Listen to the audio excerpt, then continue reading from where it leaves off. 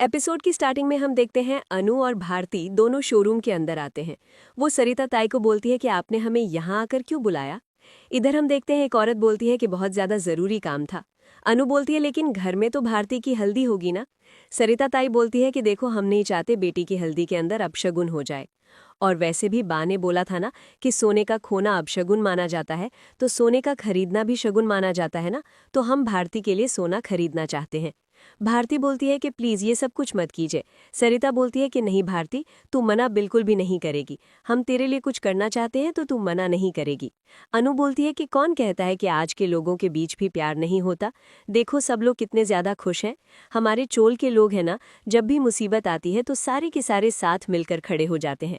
आप सब लोगों ने इतना सब कुछ सोचा, थैंक यू सो मच।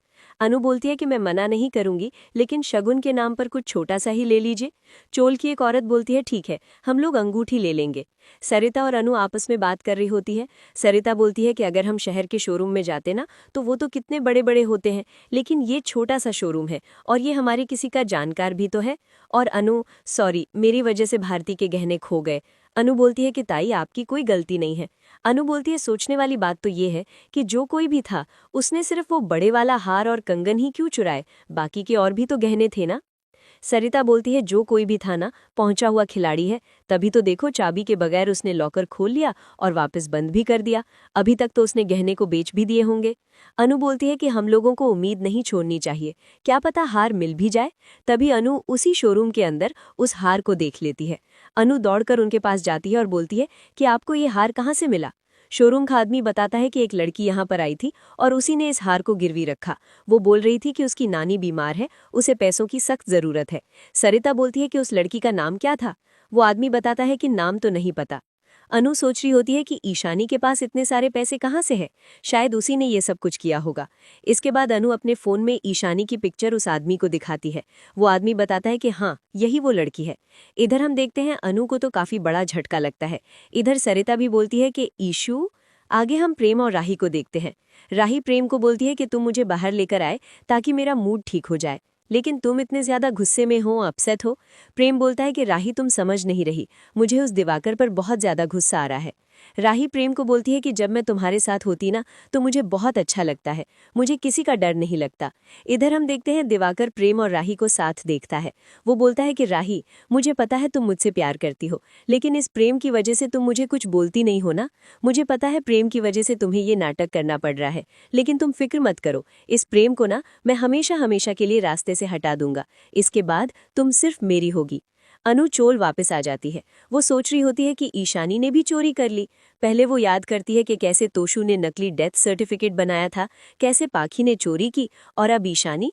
अनु बोलती है कि कान्हा जी, मेरे बच्चे ऐसे क्यों हैं, गलतियां पर गलतियां किए जाते हैं, लेकिन वो गलती से कभी कुछ सीखते नहीं है।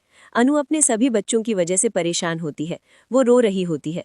वो सोचती है कि अनुपमा, तू भी क्या लेकर बैठ गई है, भारती की हल्दी है, तैयारियां भी तो करनी है ना। अनु बोलती है कान्हा जी, थैंक यू, भारती का हार मिल गया, लेकिन फिलहाल ईशानी को सबक सिखाना बाकी है।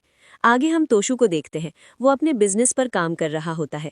उसके पास कॉल आता है, बोल रहा होता है कि सिर्फ 1 एकड़ जमीन तो मैं ना मंदिर में यूं ही दान दे देता हूँ। किंजल जा रही होती है। तोशु बोलता है कहाँ जा रही हो। किंजल बोलती है कि पार्टी में जा रही हूँ। तोशु हार निकालता है और बोलता है कि देखो, मैं तुम्हारे लिए 20 करोड़ का हार लेकर आया हूँ।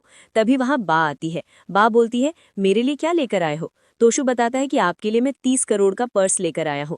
बा, किंजल सब लोग खुश हो जाते हैं। तोशु के पास बहुत सारे पैसे होते हैं। बा बोलती है कि इतने सारे पैसे कहाँ से आए।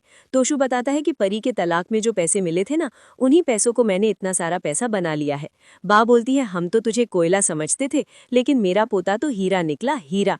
हम देखते हैं किंजल तोशु के पास आती है, उसे नींद से उठाती है। तोशु बोलता है कि क्या मैं सपना देख रहा था क्या। तोशु बोलता है लेकिन कोई बात नहीं, ये सपना भी सच हो ही जाएगा, एक बार मेरी बेटी का तलाक हो जाए। किंजल तोशु को बोलती है कि इस कचरे को साफ करो। तोशु बोलता है कि कुछ भी हो जाए, लेकिन मेरी कंस्ट्रक्शन कंपनी तो खुलकर ही रहेगी। आगे हम चोल का सीन देखते हैं। हम देखते हैं अनु और सब लोग हल्दी के लिए रेडी हो जाते हैं। इसके बाद सभी लोग डांस करना स्टार्ट कर देते हैं। प्रेम और राही दोनों साथ डांस कर रहे होते हैं। प्रेम राही को बोलता है कि हल्दी नहीं, प्यार का रंग लगाना है। राही बोलती है कि कैसे?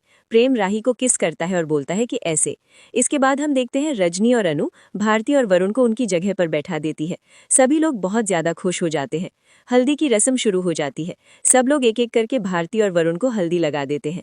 अनु भारती को बोलती है कि मैं चाहती हूँ अब हमेशा तेरी जिंदगी में सिर्फ खुशियां आए, तुझे कोई भी चोट न लगे, और अगर चोट लगे तो सभी लोग मिलकर तेरी चोट पर हल्दी लगाए। रजनी भी वरुण और भारती को हल्दी लगाती है। भारती को बोल रही होती है कि जल्दी से अब डोली में बैठकर हमारे घर आ जाओ, हमारे घर की बहू बन जाओ। आगे हम देखते हैं पाखी और ईशानी भी फंक्शन के अंदर आ जाते हैं। अनु ईशु को अपने साथ लेती है और उसके साथ मिलकर डांस करना शुरू कर देती है।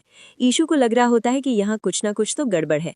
इधर पाखी भी सोच रही होती है कि मम्मी ऐसा बिहेव क्यों कर रही हैं। हम देखते हैं अनु एक थाल लेकर आती है जिसके ऊपर रेड कपड़ा रखा हुआ होता है। अनु ईशु के पास आती है और उसको वो थाल दे रही होती है। अनु बोलती है, ईशु तू तो उभरता हुआ सितारा है, जिसके सामने चांद भी है ना वो भी फीका है।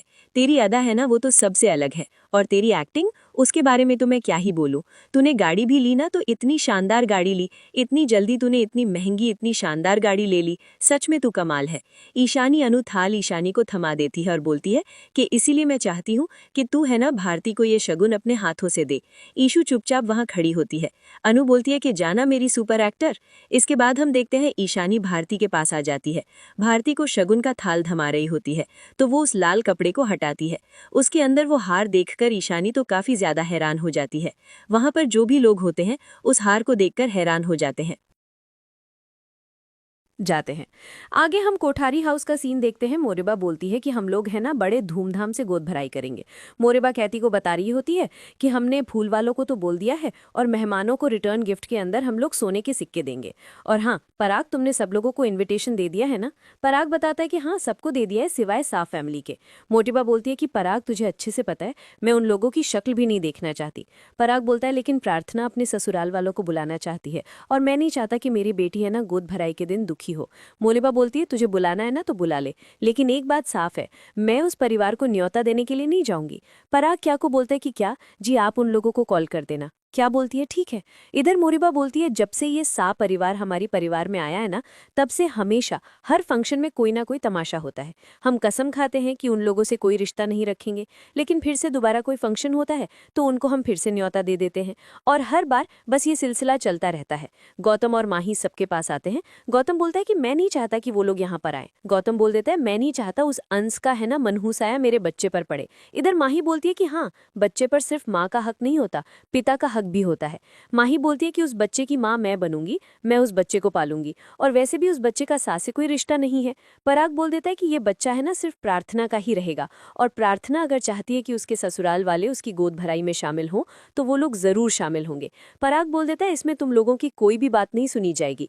गौतम बोलता है ठीक है लेकिन बच्चा मेरा है तो बच्चे का नाम मैं रखूंगा। तभी हम देखते हैं वहां पर प्रार्थना आती है। प्रार्थना बोल रही होती है सुनिए सुनिए सुनिए, सभी लोगों को सूचना दी जाती है कि बच्चे का नाम उसके पिता रखते हैं और इस बच्चे का पिता अंश है।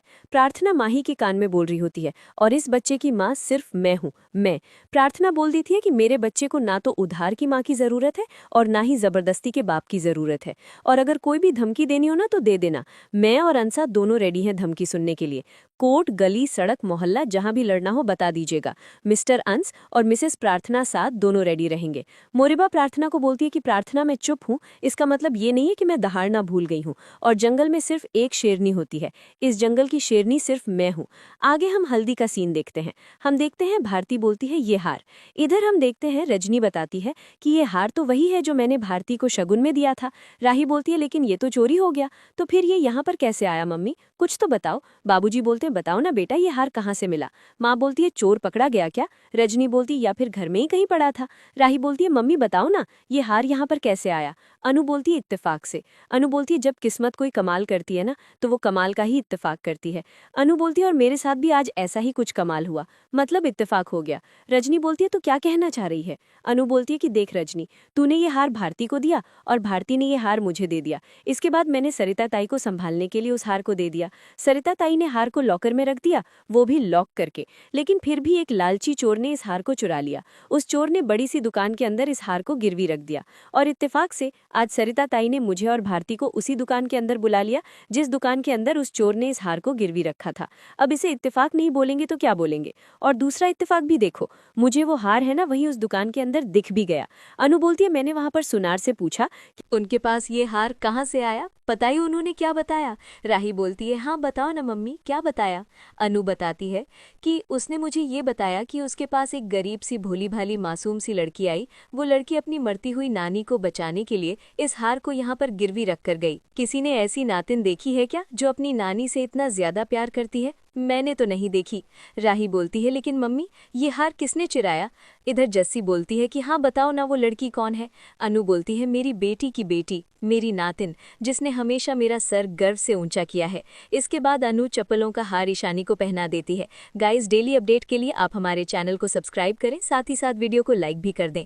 गाइज नेक्स्ट एपिसोड काफी ज्यादा धमाकेदार होने वाला है। नेक्स्ट एपिसोड में हम देखेंगे अनु और राही के बीच दूरियां बढ़ जाएगी। हम देखते हैं यहाँ पर होने वाली है प्रेरणा की एंट्री। प्रेरणा की वजह से राही और प्रेम के रिश्ते खराब हो जाएंगे। हम देखते हैं प्रेरणा दौड़कर अन्नू के पास आ रही होती है, तभी वो राही से टकरा जाती है। इधर राही तो अपनी मम्मी के बारे में ही सोच रही होती है। वो सोचती है कि आज मेरी मम्मी से क्लोज बनी है तो वो सबसे पहला गिफ्ट मुझे देगी, लेकिन यहाँ ऐसा नहीं होता। पहले प्रेरणा अन्नू के पास पहुंच जाती है, जिसकी वजह से अन्नू वो गिफ्ट उसको दे देती है। राही गुस्से में होती है कि मेरी मम्मी ने पहला गिफ्ट मुझे नहीं दिया। इधर हम देखते हैं प्रेरणा प्रेम की तरफ भी देख रही होती है और हंस रही होती है। यहीं पर हम देखेंगे प्रेरणा की वजह से राही और प्रेम के बीच भी दूरी आने वाली है। सो गाइज इससे पहले हम हल्दी का सीन देखते हैं, जहां पर हम देखते हैं अन्नू सबको बता देती है कि ईशानी ने ये हार चुरा लिया था। अन्नू ईशानी को चप्पलों की माला भी पहना देती है। ईशू बोलती है कि अन्नू मुझसे गलती हो गई। इधर अन्नू राही को बोलती है कि राही अभी के अभी तो पुलिस के पास कॉल कर। राही बोल रही होती है लेकिन मम्मी। अन्नू बोलती है कि इसने गलती की है तो इसे इसकी सजा मिलनी ही चाहिए। इसे मैं तो नहीं सुधार पाई, लेकिन हो सकता है कि इसे पुलिस सुधार दे। इधर हम देखते हैं पाखी बोलती है कि मम्मी प्लीज ईशानी के साथ ऐसा मत करो। ईशू भी बोल रही होती है कि प्लीज अन्नू मेरे साथ ऐसा मत करो। अन्नू बोलती है कि ईशानी मैंने तेरे लिए क्या कुछ नहीं किया, लेकिन फिर भी तू हमेशा अपनी मम्मी और अपने मामा के जैसे ही हरकतें करती है। ईशानी तुझे मैं अहमदाबाद से यहाँ पर लेकर आई, यहाँ पर मैंने तेरा हमेशा ख्याल रखा। मैंने सोचा कि शायद तू बदल गई है, लेकिन नहीं, तेरी हरकतें वही की वही हैं जो पहले थीं। तू पहले भी ऐसा ही किया करती थी और अभी भी ऐसा ही कर रही है। तुझे मैं नहीं सुधार पाई ना, हो सकता है पुलिस तुझे सुधार दे, तुझे जेल जाना ही होगा। पाखी बोल रही होती है कि मम्मी प्लीज ईशानी के साथ ऐसा मत करो। अन्नू तो पाखी और ईशानी दोनों की ही बात नहीं सुनती है। पाखी और ईशानी रजनी के पास जाते हैं, उसको बोल रही होती है कि प्लीज रजनी आंटी आप ही मेरी बात सुन लो ना, मुझसे गलती हो गई, प्लीज मुझे माफ कर दो। इसके बाद वो दोनों वरुण के पास जाकर उससे भी माफी मांगती है। ईशानी तो भारती के पैरों में भी गिर जाती है, उसको बोलती है कि प्लीज मुझसे गलती हो गई, मुझे माफ कर दो। भारती बोलती है कि नहीं, तुम्हें सजा मिलेगी। भारती बोलती है मेरी सास ने कितने प्यार से मुझे ये शगुन के रूप में गहना दिया था, लेकिन तुमने उसे ही चुरा लिया। अन्नू बोलती है ईशु तूने गलती की है तो तुझे सजा मिलेगी। तो अपनी परी की तरह ही हो जाती, मेरी तरह बन जाती, बापूजी के ऊपर चली जाती, लेकिन नहीं, तुझे तो अपनी मम्मी और मामा के जैसे ही हरकतें करनी है। अब तुझे सजा मिलेगी। मेरे बच्चे हैं ना, वो कभी सुधरे नहीं हैं। पाखी और तोशु ये अभी तक नहीं सुधरे हैं और तू भी नहीं सुधरी है। पता नहीं तुम लोगों का क्या होगा। अन्नू तो बहुत ही ज्यादा दुखी हो जाती है। सो दोस्तों नेक्स्ट एपिसोड धमाकेदार होगा। अपडेट के लिए आप हमारे चैनल को सब्सक्राइब करें, साथ ही साथ वीडियो को लाइक भी कर दें।